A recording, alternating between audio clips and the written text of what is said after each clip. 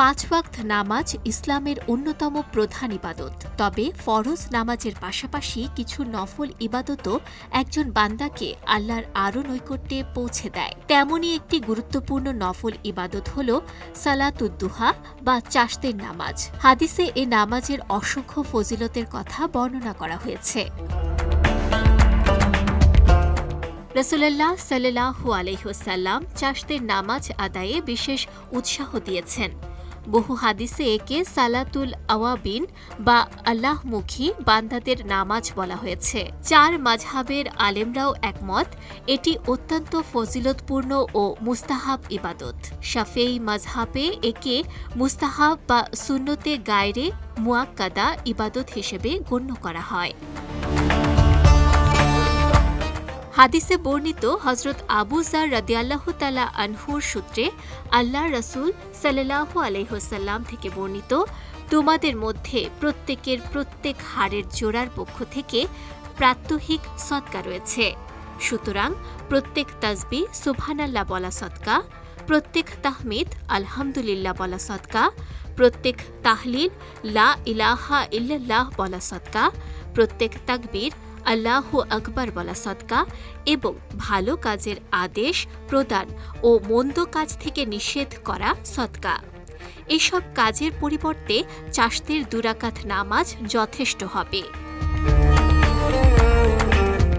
হযরত উকবাহ বিন আমের জুহানি রাদিয়াল্লাহু তাআলা আনহু হতে বর্ণিত, তিনি বলেন, আল্লাহর রাসূল সাল্লাল্লাহু আলাইহি ওয়াসাল্লাম বলেছেন, আল্লাহ বলেন, হে আদম সন্তান, দিনের প্রথমাংশে তুমি আমার জন্য 4 রাকাত নামাজ পড়তে অক্ষম হও না।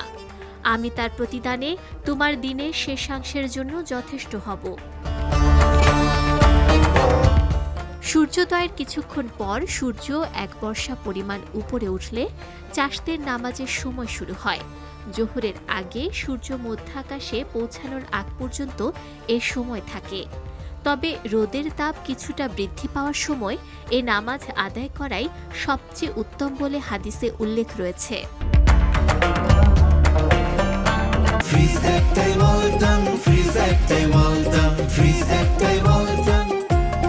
অধিকাংশ আলেমের মতে চাশতের নামাজ সর্বনিম্ন 2 রাকাত, তবে 4, 6 বা 8 রাকাত আদায় করাও উত্তম।